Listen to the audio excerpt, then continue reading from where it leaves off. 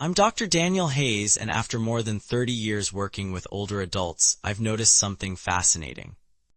I've watched two people walk into my office at the exact same age, both retired, both facing the same challenges of aging, yet one seems energized by life, curious, engaged, still making plans for the future, while the other has quietly begun expecting less from life with each passing year. What surprised me is that the difference was rarely genetics, and it certainly wasn't luck.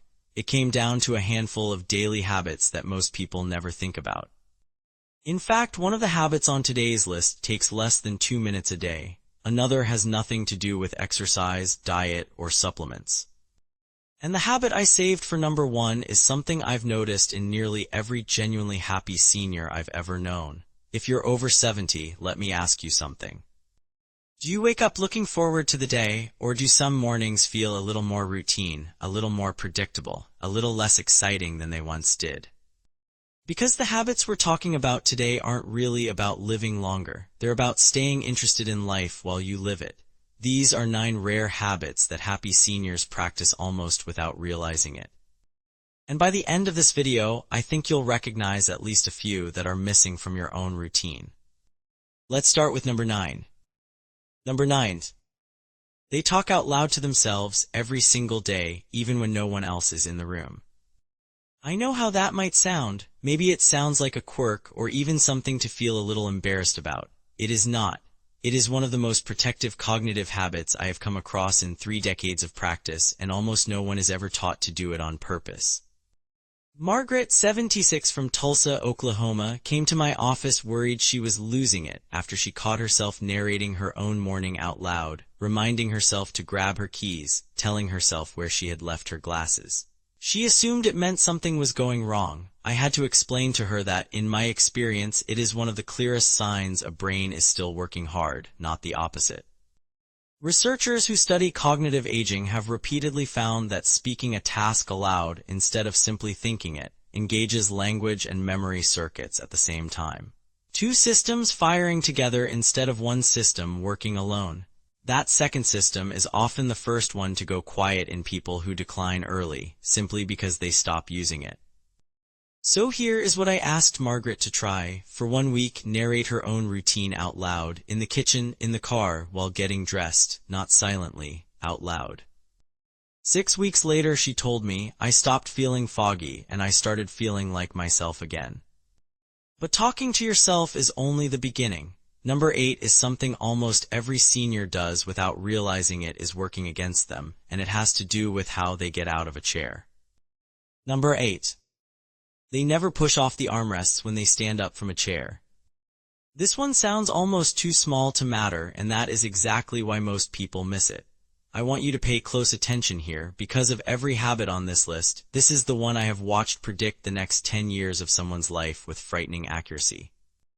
Walter, 71, from Eugene, Oregon, came to see me after a fall in his own kitchen.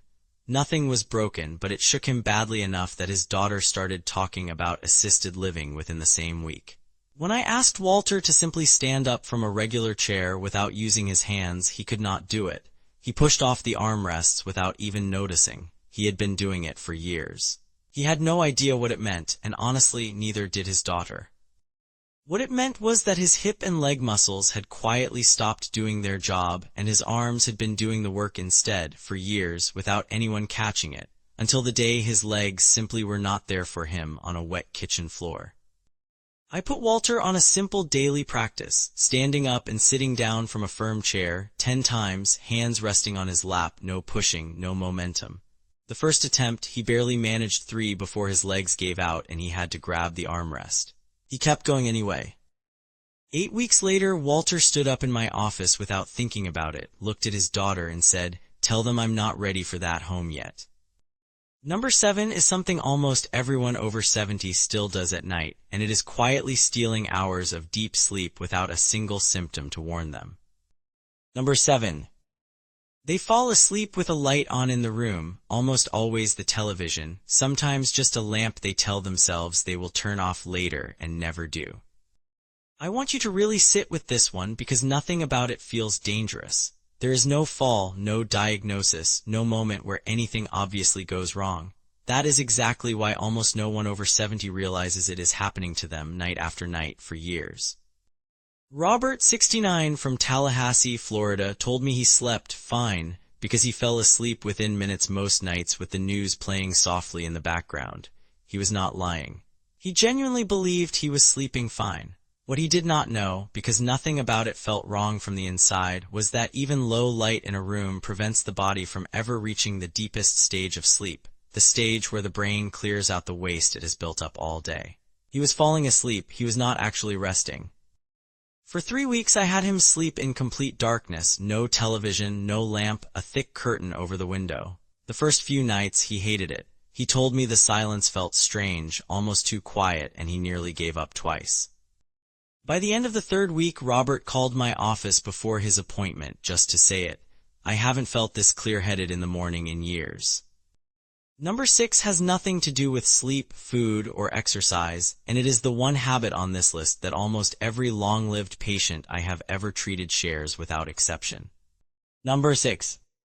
They get fully dressed every single morning, even on days when they have nowhere to go and no one to see.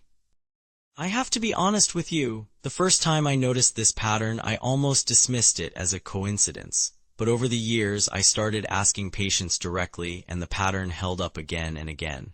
The ones who stayed sharp, motivated, and engaged with life into their 80s were, almost without exception, the ones who put on real clothes every morning, not pajamas they wore until noon. Not a robe they never changed out of. Real clothes every day whether anyone was going to see them or not. Eleanor, 81, from Spokane, Washington, lost her husband 2 years before I met her, and somewhere in those 2 years she had quietly stopped getting dressed most days. She told me it felt pointless when there was no one left to dress for. She was not depressed in any way she could name, she simply could not find a reason. I did not give her a complicated plan. I asked her to do one thing, every morning before anything else, get fully dressed, shoes included, even if she was staying home all day. She thought it was a strange thing for a doctor to prescribe. She tried it anyway. 3 weeks in, she told me something that has stayed with me since. I don't know why, but once I have my shoes on, I actually want to do something with my day. Number 5 is a habit almost every doctor overlooks completely, and it has nothing to do with the body at all. It has to do with who picks up the phone. Number 5. They have one specific person they speak to by voice, not text, at least once every single day. Not a group chat, not scrolling through messages from family members. One person, one phone call every day, no matter how short. This is the habit doctors overlook most because on paper a patient can look perfectly connected. They might have grandchildren who text them, a sibling who messages on holidays, a neighbor who waves from the driveway. And yet I have sat with patients who described themselves as surrounded by family and still felt completely alone, because not one of those connections involved an actual voice on an actual call on an actual day. Dorothy, 78, from Lincoln, Nebraska, had 4 grown children, 11 grandchildren, and a phone that buzzed constantly with messages. She also told me, almost in passing, that she could not remember the last time she had heard one of their voices say her name out loud. She had assumed that being texted meant being cared for. It is not the same thing, and some part of her had known that for a long time without ever saying it. I asked Dorothy to choose one person and call them by voice every single day, even if the call lasted 90 seconds. She picked her oldest granddaughter. The first week felt forced, almost scripted, the way new habits often do. By the second month, her granddaughter started calling her first some mornings. Dorothy told me, she calls me now before she even leaves for work. I don't think she knows what that does for me. Number 4 is the habit that surprised me the most when I started researching it, because it has nothing to do with staying busy. It has to do with staying confused on purpose. Number 4. They deliberately do something they are bad at on purpose every single day. I know how strange that sounds, so let me explain exactly what I mean. Not a hobby they have mastered, not the crossword they have been solving the same way for 20 years. Something genuinely unfamiliar, something that makes them feel a little clumsy, a little lost, even a little frustrated on purpose. When I first came across this pattern, I assumed it was a coincidence among a handful of unusually sharp patients. It was not. The mind, much like a muscle, does not grow from doing what it already knows how to do well. It grows from confusion, from being a beginner. Most people spend their 70s and 80s carefully avoiding that failing, when it may be the very thing keeping their minds young. Walter, the same Walter from number 8 who could not stand without using his hands, also struggled badly the day I asked him to try writing with his non-dominant hand for 10 minutes. He laughed at how bad it was. He nearly quit after 2 days because it felt humiliating to be that uncoordinated at something so simple. I asked him to keep going anyway, 10 minutes a day, switching between writing, a new card game his grandson taught him, and a phone app for learning basic Spanish phrases, always something new, never something already comfortable. After 2 months, Walter told me, "I haven't felt this mentally awake since I retired. I actually look forward to being bad at something now." Number 3 is the one habit on this list that almost destroys friendships when people get it backward, and almost no one realizes they are doing it. Number 3. They ask other people questions about their lives before mentioning a single thing about their own health, their own aches, or their own day. Here is what I mean by getting it backward. Many seniors, without realizing it, lead almost every conversation with what is wrong. The new ache in the knee, the doctor's appointment coming up, the medication that got changed again. It feels natural because health genuinely does take up more space in the mind after 70. But friends and family begin, slowly and often without saying so, to dread the phone ringing, not because they do not care, but because every single conversation has become the same conversation. Frank, 73 from Akron, Ohio, came to me convinced his friends were pulling away from him as he got older. He believed it was simply what happens, that people quietly abandon you once you pass a certain age. When I actually listened to how he described a typical phone call with his closest friend, the pattern was obvious within the first minute. Every call opened with his health, every single one. I asked Frank to try something deliberately uncomfortable. For 2 weeks, every time he called someone, his first question had to be about them, their week, their family, their plans, nothing about himself until they asked. His friend Gerald noticed almost immediately and asked him directly what had changed. Frank told me afterward, he said our calls used to feel like a chore. Now he said he actually looks forward to them. Number 2 is something almost every senior believes is a sign of weakness, when in my experience it may be one of the strongest predictors of how long they will keep their independence. Number 2. They ask for help before they actually need it. Most people I treat believe the opposite. They believe holding out, refusing the cane, ignoring the rail in the shower, waving off a ride to the doctor because they can still manage, is what independence looks like. In my experience, after 3 decades of watching how this plays out, it is almost always the opposite that's true, and I want to explain exactly why, because this one cost a patient of mine more than almost anything else on this list. Helen, 75 from Boise, Idaho, refused a simple shower grab bar for over a year because, in her words, only frail people needed one. She fell reaching for a towel rail that was never built to hold her weight. The fall itself was not catastrophic. What came after was 6 weeks of limited mobility turned into a wariness that never fully left her, a hesitation in her own bathroom that lingered long after the bruise healed.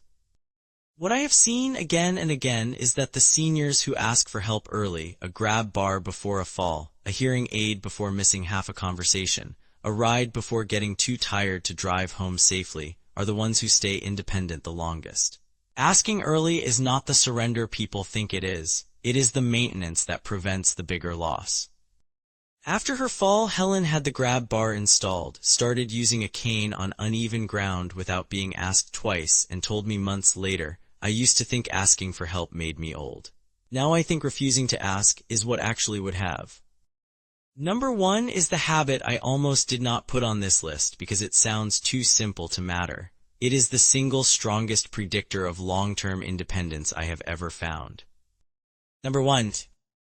They have one clear, specific reason to get out of bed every single morning, and they could tell you exactly what it is if you asked them right now. Not staying healthy, not spending time with family in the vague way most people say it, something specific, a reason with a name, a place, a task, a person attached to it.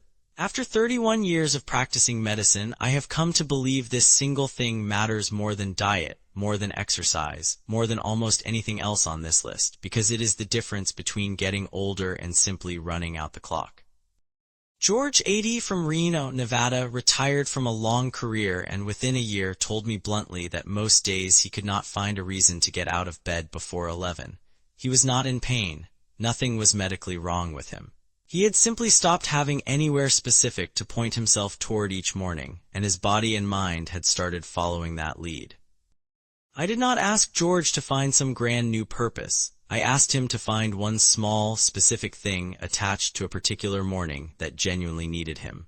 He started volunteering 2 mornings a week at a local elementary school, listening to second graders read out loud. Just 2 mornings, nothing more. Within a month, George told me something I have never forgotten. Those kids have no idea they gave me my mornings back. That is what every habit on this list is really pointing toward, not just longer life, a reason to want every extra year you get. 9 habits, not one of them required money, equipment, or anything dramatic. A voice used out loud, legs trusted to do their own work, darkness at night, real clothes in the morning, 1 phone call, 1 unfamiliar task. A question asked before a complaint, help asked for early instead of late, and 1 clear reason to get up. None of these will show up on a lab report. No doctor will ever ask you about them at a checkup.